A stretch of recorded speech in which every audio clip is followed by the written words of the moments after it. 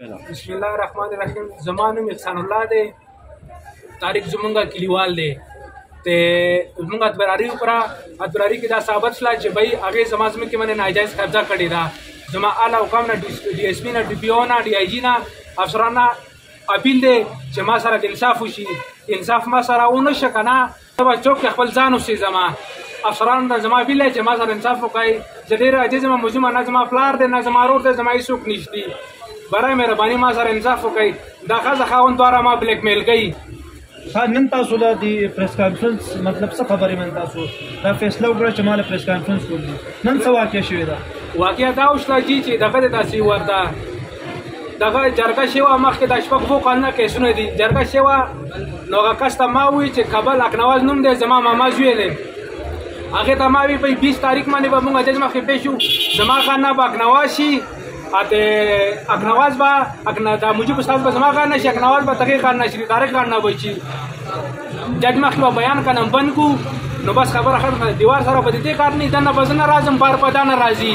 نو هغې سل دی هغه اکنواز ګراوي زما نور سکات نشته. به تاسو څه کوئ کوئ، زما سکات نشته. اوس وختي ماجات کې چې بار راولیکل نو هغې به طارق چې دی دغه کړی دی ګیټ لګولی دی د رسي ورته دا ګټې چې دي نو ګټې خان زما ځای کې خان دغه کړي دي، ماتې کړي دي. د پریس کانفرنس څخه ضرورت راغی جي. ها دا ګیټ پیلوم تاسو چې څنګه ګیټ پیلوم لګولو دا فوټوان ما تاسو له راکړ دي دا نیټ باندې تاسو ورګای دا فوټوان دغه دي تاسو ورته دا پیله لګولې او ګیټ بیا لر کړو بیا ولګاو اوس دی بیا ولګاو. اوس دې کنه ما بلیک میل کوي. دستا زمانی ګیټ دا زما زمانی ګیټ لګولې زما زمانی ګیټ لګولې جی. ما څخه ثبوتونه ټول شته تاسو ټول نیټ ولا ما ورکړی دي، میډیا ولا ما ورکړی دي. ها دا ګیټ اوس چې لګاو دي نه ما تاسو پولیس څخه کتلې پولیس څخه نیم تلې ځکه نیم تلې چې تاسو کا دغه شي تاسو لزه دا ثبوت راکوم چې وای شاید زلاړم ز فالج بیمارم دي څه چلو کو جی د ما باندې دغه وکړو دا غلط پرځاو کړو چې ما سره غلط کار شوی. هغه شکر دی الحمدلله کو ثابت لا چې وای غلط کار نه دی شوی. اوس ته کې لا پاله څنګه پهله څنګه راغلم کنه جی چې پهله میډیا باندې سره شم بیا به تانه تاسو ځکه دا 2 نمبر خلک دا ما بلیک میل کوي. بیا به ما باندې غلط درخواست ورکړي چې ما سره غلط کار کړی دی.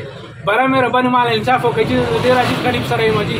زما پلار دی نه نور دی، زما هېڅوک نشته. ها تاسو ورځې پهله دغې د وجې بیا بیماره شوم ما له فالج مې شوی دی. 8 میاشتې زما وشتي جي. نو اخري کې به څه اپیل کوئ اعلی حکامو څه دا اپیل کوم چې ما له ډي پي او نه ډي آی جي نه غټ افسرانو نه اے سي نه ډي سي نه چې ما له انصاف پکار دی جي. که انصاف ما ته میلاو نه شه که نه زه به خپل ځان اوسېږم. بیا نور خو څه چا سره نه شم کولی، هېڅ نه شم کولی.